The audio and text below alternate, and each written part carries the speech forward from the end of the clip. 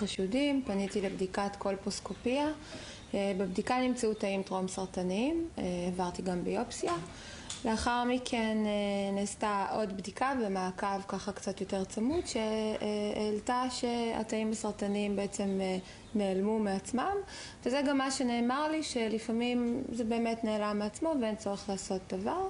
במשך 6 השנים האחרונות ביצעתי בדיקת פאפ כל שנה שיצאה תקינה. כשבשנה האחרונה התחלתי להרגיש מאוד מאוד לא טוב, התלוננתי על כאבים, פניתי לרופאים שונים.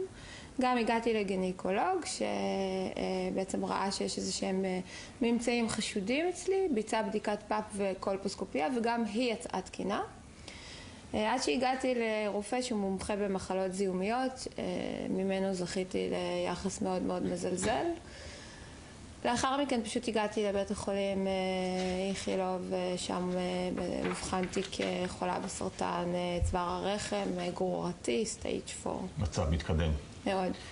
כמה רופאים וכמה שנים עברת בדרך שיכלו להבחן ולא הבחנו? הרבה.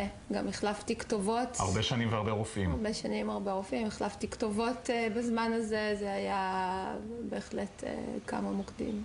תגידי, הבדיקה הזאת שהרבה מאוד נשים עוברות, את יודעת, זאת בדיקת סקר, כולנו צריכות ללכת פעם בשנה, גם כל מי שמקשיבה לנו עכשיו ורואה אותנו בבית, עדיין צריך להגיד, צריך ללכת ולעשות את הבדיקות האלה, זאת בדיקת סקר, לפעמים צריך ללכת ולעשות בדיקה נוספת ולהסתכל שם ולבדוק. מה אומרים לך? כלומר, אפשר היה למנוע את זה, או שבסוף את יודעת, הרפואה היא נורא נורא מתקדמת, אבל היא לא מתקדמת עד מצב שיכולה למצוא כל סרטן. זה נכון מאוד. גם יש מחלות שמתנהגות בצורה שהיא ככה פחות טיפוסית. יחד עם זאת, כשאני מגיעה לפני שנה במצב שהוא בסרטן מאוד מאוד מתקדם ומבצעים לי 2 בדיקות, כולל ביופסיה, אני הייתי מצפה שימצאו את המחלה. אז איך לא מצאו? מה עונים לך? אני מניח ששאלת את עצמך מאז שהתגלתה המחלה בכזה שלב מתקדם, איך כולם פספסו אותה? זהו, שבשנה האחרונה הייתי עסוקה בעיקר בכימותרפיה ולהחלים, ובאמת רק בתקופה האחרונה ככה עזרתי קצת יותר כוחות נפש כדי להתמודד עם השאלות האלה ולהעלות אותן. ונראה, כרגע עוד לא קיבלתי תשובות. אז נשלב אותך, עורכת הדין גלית קרנר, בוקר טוב, מומחית לרשלנות רפואית. איך מסבירים את זה? קודם כל צריכים וחשוב להבין שהבדיקות האלה, גם שהן הכרחיות, הן לא בלתי תלויות. צריכים לראות את התמונה הקלינית הכוללת. זאת אומרת שככל שלאישה יש תלונות נוספות ואי נוחות ותסמינים נוספים, חובה לשלוח אותה לבדיקות נוספות, כגון CT, כגון MRI. חובה על הרופא להסביר לפציינטית, לכל אחת ואחת מאיתנו, שבעצם הבדיקות האלה זה לא הורים ותומים, צריכים לשלוח לבדיקות נוספות. אבל שירי הרי מספרת שלא רק שלא עשו את כל הדברים האלה, אלא לפחות במקרה אחד הרופא התייחס אליו באופן כל כך מעליב ומזלזל, שבכלל אמר לה, לצערנו הרב, את מנדנדת, אל תבלבלי את השכל במילים פשוטות. לצערנו הרב, וכאן אני אצטט את כבוד השופטת דליה גנות בפסק הדין שלה שקבע בזמנו, שחלק מהרופאים חושבים שהם אדוני החולים, אבל זה לא כך. וחלק גדול מהרופאים, אני כמובן אומרת, שעושים את עבודתם נאמנה ועושים עבודת קודש, אבל חלקם מתבלבלים ובאמת מתייחסים בצורה לא ראויה, וחלק מהצורה הלא ראויה והרשלנית היא באי מתן הסבר. אני בטוחה שהם היו אומרים לשירי, תקשיבי, משהו כאן לא נראה טוב, אנחנו לא מצליחים למצוא אולי את הנקודה הספציפית ממנה לקחנו ביופסיה בצורה שגויה, אולי האבחון של הפתולוגי היה שגוי, כמו בהרבה מקרים, יש לנו כמה מקרים במשרד דומים, שהצלחנו למצוא בעצם את הרשלנות באבחון הספציפי של הבדיקה הפתולוגית.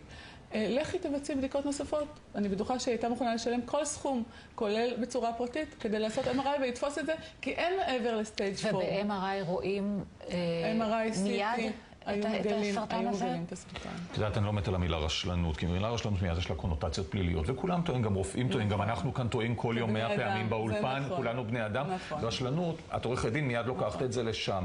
העובדה שכל כך הרבה שנים וכל כך הרבה רופאים לא עשו את זה, יוצרת את התחושה הכל כך לא נעימה, שמשהו באמת בסיסי, שורשי, יתפספס, לא נעשה כמו שצריך.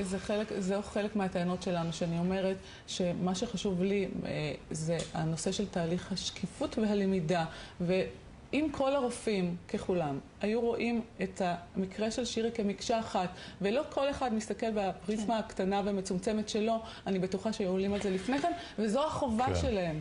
כן, שירי, מה שלומך היום? מה מצבך? אני עדיין בטיפולים, אבל עם תופעות לוואי יותר מינוריות לעומת הכימותרפיה. כרגע המחלה שלי מה שנקרא קומה, בסטייג' 4 לא מדברים על ריפוי, אז ככה... לחיות עם המחלה, פשוט לחיות לצד המחלה, כן, ללמוד לחיות עם זה. מה את אומרת לנשים אחרות שנמצאות במצב ההתחלתי שלך? כן, האמת היא שהרבה נשים פנו אליי ביומיים האחרונים בעקבות הפוסט. אני קודם כל רוצה להוריד לחץ, אני רוצה להעביר שהמקרה שלי הוא היוצא מן הכלל. אני אומרת, לכו תיבדקו, אבל גם תהיו עם יד על הדופק, תקשיבו לעצמכם למה שאתן מרגישות. כן. וטוב את אומרת. אני הרגשתי את זה, היה לי ברור שאני ידעתי שיש לי סרטן עוד לפני שיבחנו לי אותו. מתבקש לשאול, תהיה תביעה? אנחנו מניחים שכן. אוקיי.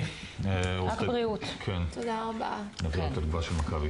כן, מכבי מסרו לנו בתגובה, ניצור קשר עם המטופלת על מנת ללמוד את הפרטים ולסייע ככל האפשר.